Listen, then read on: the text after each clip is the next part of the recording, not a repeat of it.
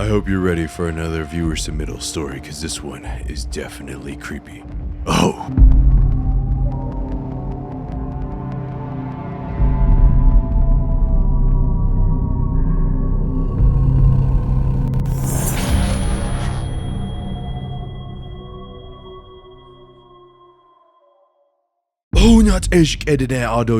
Welcome back to another episode of Shanclen Shadow Productions. And before we get into this video, be sure to like, share, and subscribe. Join the Shanclen Shadow Production membership and you get early access to all these videos. Thank you so much to everybody who's enjoying all these amazing stories and content on my channel. Yes, now let's go ahead and dive into the story. This one was a viewer submittal all the way in Alberta, Canada. Oh, in the Rocky Mountains. Let us begin. It was the summer of 2017. I was around 11 or 12 at the time. Still a kid, but old enough to sense when something wasn't right. That summer, my family planned a big gathering. One of those multi-family campouts in the Rocky Mountains of Alberta. We'd done them before. Firewood stacked high, relatives cooking over open flames, cousins running around until the sun went down. But this time it was different. We showed up late that evening, well after the others had already set up their tents and trailers in the main campground. By then, the best spots were taken, and we were forced to find another place a little further, down the rough, narrow trail that led to an older, mostly forgotten part of the campground. It felt off the moment we pulled in. The air was still, too still. The trees seemed taller there, looming in from every side like they were hiding something. The sun just dipping below the peaks, casting a long, unnatural shadows across the ground. As soon as we stopped the van, I said it without thinking, "This is sketchy." I would too. Nobody responded, but I could feel it. The tension was silence. The way everyone avoided looking into the trees for too long. They felt it too, that something was wrong. Still, we unpacked, set up our tents, and tried to shake the feeling. But the longer we stayed there, the heavier the air felt. It was like the forest was holding its breath, watching us. Not long after, my sister said she needed to use the bathroom. The outhouse was further down the trail, deeper into the woods. My older brothers didn't want to go with her, and I, maybe out of nervous pride, offered to accompany her. I grabbed the only flashlight I had. An old, wind-up squeeze flashlight I found in the back of our camper van. As I stood at the open back doors, I gave it a few quick pumps to charge it up. The light flickered weakly to life. That's when I saw it. Just as I was about to head off, I swung the light to my left and caught a glimpse of something crouched low in a patch of tall, dead grass about 8 or 10 feet away from me. It looked like a mountain lion or a bobcat. I couldn't tell. The way it blended in was unnatural. But before I could even finish processing what I was seeing, it moved. It didn't run, it vanished. It launched off like a lightning bolt, dead silent, and the grass parting behind it as it bolted through the brush. No snapping branches, no rustling leaves, just gone. It was like the thing had no weight, no sound, a ghost that moved like a beast. But no one really took it seriously. Maybe they didn't want to believe it. Maybe they were trying to keep their fear from spreading. I was too spooked to go with my sister after that. Someone else took my place, but that thing, it wasn't done with us. That night, most of us went to bed early. My mom, my sister, and I fell asleep in our tent while my older brothers and stepfather stayed up, keeping the fire alive. They were the only ones who heard the first signs that we weren't alone. Around 11 p.m., the forest came alive with the sound of something walking through the trees. Branches snapping, twigs crunching underfoot. Not fast, not hurried, just deliberate steps moving through the dark. They thought maybe it was a deer or a moose, something natural. But when they shined their high-powered flashlights toward the sound, there was nothing. The noise didn't stop, it just moved deeper into the forest. Too quiet to see, too loud to ignore. Eventually they shrugged it off and went to sleep. But what happened after that? That's what stayed with me all these years. I woke up to something early in the morning. The light hadn't come up yet, but the birds were already singing. The wind had picked up slightly, but beneath all of that was a sound I'll never forget. The ground was shaking. Something massive was approaching our tent. Every step it took sent a dull, vibrating thud through the earth beneath me. It wasn't stomping, but it was heavy. You could feel the weight of it with your body. And then came the animals. As it moved closer, a bizarre chorus of forest creatures rose up in its wake.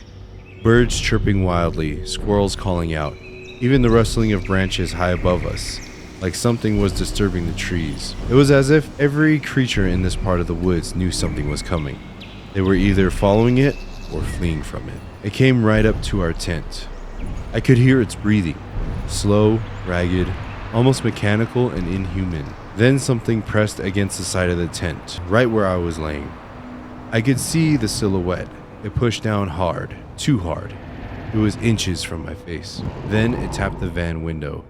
My oldest brother was sleeping in the van, and he stirred, but he didn't look. He just rolled over. It returned to the tent, but this time it started poking at the tent. Not randomly. It poked exactly where each of us was sleeping, one by one, as if it knew. My older brother inside of the tent woke up with a start. Something had hit him in the face, nudged him awake. I didn't need to tell him what I saw. He felt it. It circled around to the back and stood still for a moment, then slammed the tent hard. Not enough to tear it, but enough to wake us all. And then it left. The birds and squirrels followed it. The shaking stopped. Its breathing faded into the distance. We sat there in stunned silence. That kind that only comes after something ancient has passed by, like the forest itself was holding its breath again. No one said much. We were all too disoriented. But later that morning, my mom went to go speak with my kokum, my grandmother, who had lived in these mountains her whole life. When she heard where we were camped, her expression went dark. She told us we shouldn't have slept there. That place, she said, was bad. Years ago, there was an old man living in the cabin up in the path from where we had stayed. A man who practiced bad medicine, dark things, the kind of things you don't talk about in the daylight. She said things still lingered there. Things that didn't like to be disturbed. After that, someone made room for us at the main campground. We packed up immediately and didn't look back. To this day, I don't know what it was. Maybe it was a trickster spirit, a shapeshifter, something deep within the old world that we've forgotten how to name. Or maybe it was just a string of strange natural events tied together by fear and imagination. But I remember what I saw, and I remember what I felt, and I know deep in my gut that something didn't want us there, and it let us know. Not with a roar, not with violence, but by circling our tent, breathing down our necks, and waking us one by one. This story is always in the front of my mind when someone is telling scary stories, and I tell it whenever I get a chance because a part of me still wants to figure out what this thing was. Maybe I'll never know, and some things are better left undiscovered. Yeah. Oh, okay. Shout out to Cross Minds for this amazing, awesome story. Sounds very creepy that you went through this whole situation. So let me go ahead and get some tobacco going here for my commentary about this whole thing. So, Rocky Mountains of Alberta, Canada. And yes, Canada does have a lot of animals. But also, I'm guessing a lot of spiritual activity that happens in those mountains as well.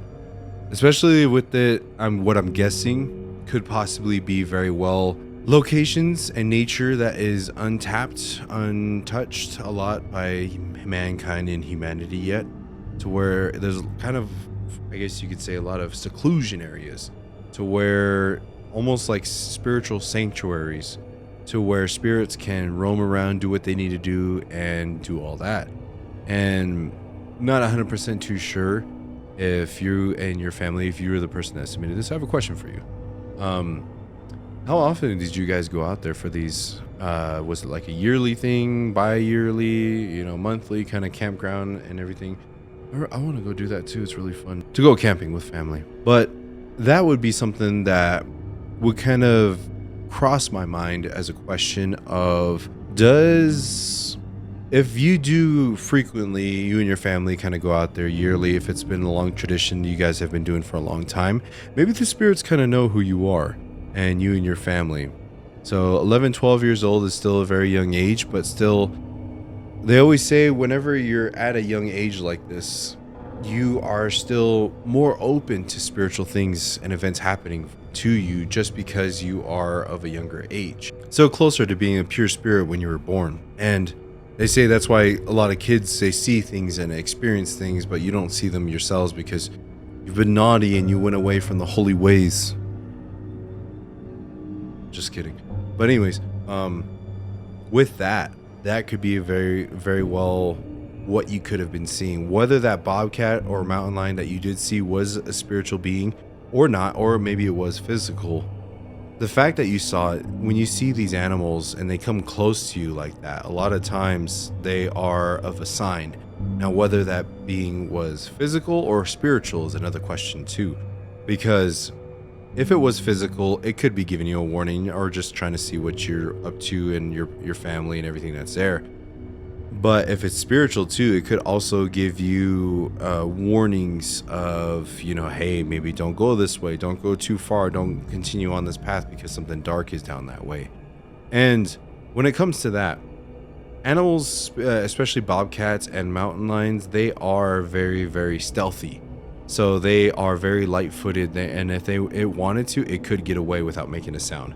If it's from the area, knows the area, and knows the paths, it very well could have been a physical bobcat or mountain lion. But like how I said, it could be it could be a spiritual deity too, kind of giving you that warnings, because whenever you see these things, unless they attack you or kind of just show up out of nowhere like this, it's more so just a warning sign of be careful on your path of where you're going to.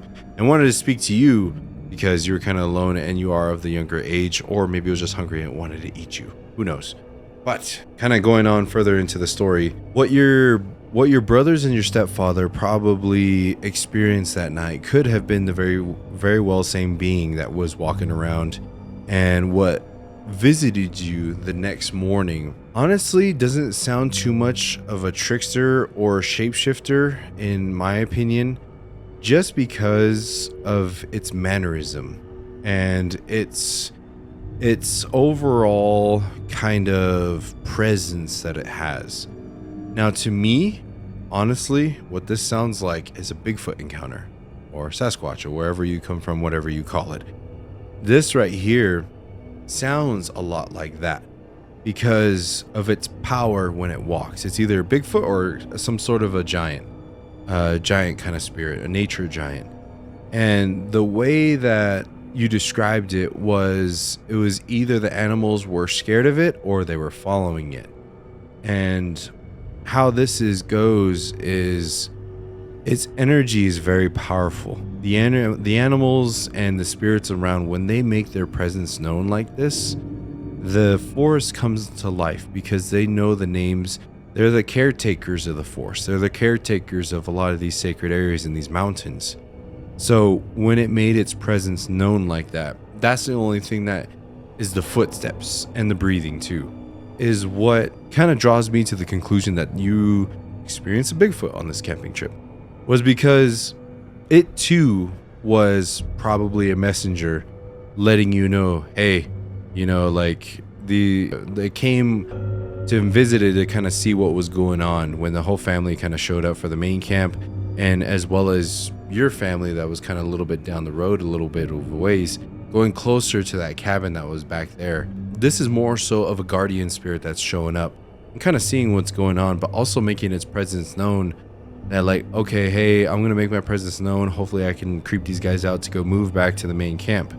But I don't think that worked. So he was like, okay, well, I'm not going to come up and talk to these guys and freak them out, so I'm just going to continue what I needed to do. So he kept walking in the forest, doing what he needed to do, that be a ceremony, offering, or whatever he was doing.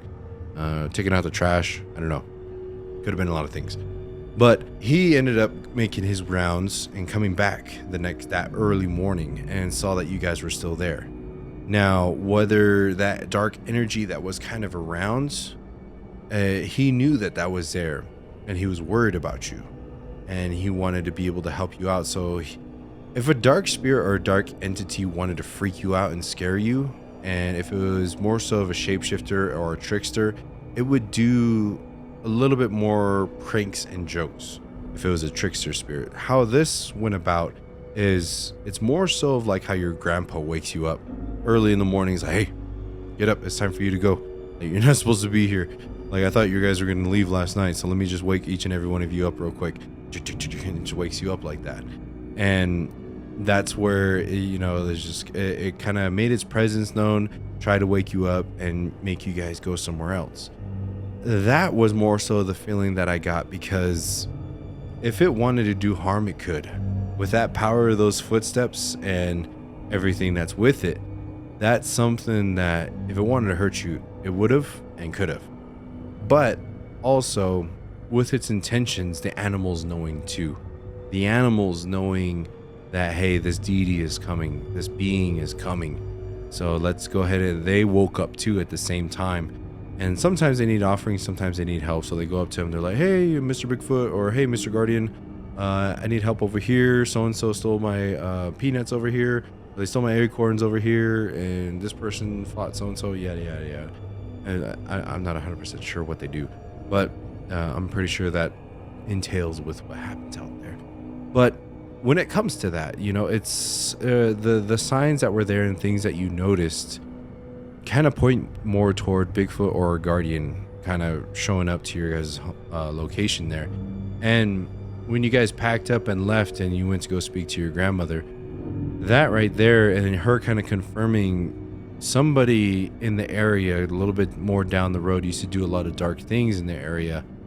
That person, if you were to go closer to it, bad things may have happened. Darker spirits may have come. And now I'm not 100% sure if that guardian or Bigfoot did show up that night, or if it was more so of that darker spirit from that cabin showed up. And that called upon the guardian to show up the next morning to like, hey, there's something bad over here. You guys need to go ahead and move to another location. Maybe that dark spirit talk with the guardian and say, hey, guardian, these people are here. I need to do evil stuff, but they're here. I need you to move them. So the guardian moved you, kind of woke you up like that. So could be that too as well. And with that, like if it was how you said they did dark magic, they did a lot of dark things inside of that cabin deeper into the woods, it would have been a little bit more malicious. You guys would have started having nightmares. You guys would have, just been totally freaked out if it was like something totally bad. And may well could have turned out a lot differently. Maybe that mountain lion or bobcat that you saw was that warning that was there. And maybe you guys didn't take it at first. Because it's a camping trip and maybe it's something you're not really thinking about. Last thing on your mind, you're thinking about dark things. But that guardian spirit was probably the last one that came up to you and told you, hey, it's time for you to move. And then you move back to the rest of your camp that was there. But the footsteps, the heavy breathing, I would imagine the Rocky Mountains in Alberta, Canada, pretty high elevation. So maybe, it just needs to go on the treadmill like me a little bit more. But yeah, the heavy breathing, the heavy footsteps definitely are signs of either an earth spirit, guardian, or Bigfoot possibly. And the way that the forest recognized him or her or it, and the way the forest recognized it is also a sign that it was of good intent. And like I wanted to ask, like, was it something that you did yearly, or was it something that you have gone there enough to where the spirits recognize you and they want to look out for you because you and your family have good intentions of why you're gathering there? So that's pretty much my thoughts on what you could have experienced and gone through. Just my thoughts. Could be something completely different, but just based off of these things and my experience that I've gone through, this is more so of what it's kind of leaning towards. So let me know if you've ever experienced anything else while you guys were camping out there, and to kind of help further the discovery of what you interacted with that night. But again, Crossmind, thank you so much for submitting this story over to Shanclen Shadow Productions. And it was really good. And just, I love these stories that you all submit, because it introduces a spiritual being and deity with its, teaches you how to recognize characteristics of, trying to narrow down who you're dealing with, who you're interacting with, whose land you're on. Like how I said, time of day, time of night, when do they show up, what did the nature do, what did the animals do, what did you sense, what did you feel. All sorts of different things can help narrow down what you're dealing with, whether you need to grab your sword and defend yourself, or you need to start preparing an offering to this being. And in this instance, I would say give an offering. Give some fruits, veggies, and some tobacco too, and maybe a little bit of meat too. and offer that and say thank you, you know, for looking after us and because of what was going down this road a little bit further. And yeah, just be careful whenever you go out into the nature because you never know where you're going to run into. And hopefully I'm 100% glad that you are all safe and nothing terribly bad happened to you all. And if that was a real bobcat or mountain lion and it was physical, I'm glad you're okay too from that. But if you, the viewer, would like to submit an awesome, amazing story just like this, you can send it over to my email at Shanclen Shadow Productions at gmail.com. I almost forgot my email. And or you can submit it to me at official Shanclen SSP on Instagram. So be sure to follow that too as well for all my daily shenanigans. And if you guys want to become a member of Shanclen Shadow Productions, you guys get early access to these videos as well as many other perks. And like I said in the beginning of the video, be sure to like, share, and subscribe because all your guys' donations and everything go back into the channel and a lot more adventures are on the horizon. Oh, and also, yes, I'd like to remind everybody my new upload schedule. I know I mentioned this in like the past 2-3 videos. It's not too new now, but Mondays are my live streams. So follow me on Instagram for whenever I post about that to be able to hop onto my live streams. On my last live stream, one of the viewers, Angela, gifted 28 Shanclen Shadow Production memberships to a lucky random 20 of you. So now 20 of you have early access and special perks to this channel. So come catch my live streams every Monday. And Wednesdays will be either reactions or storytime videos. And either that or I'm working on the Shanclen Shadow Talking Shadows podcast too as well, so that's going to be on there as well. And Saturdays are my spooky days. I get to tell you some stories of myself, or we get to talk about more about spiritual beings and deities. So be sure to like, share, and subscribe like I said before, and I hope you all have a good morning, evening, afternoon, wherever you are. Hook on it!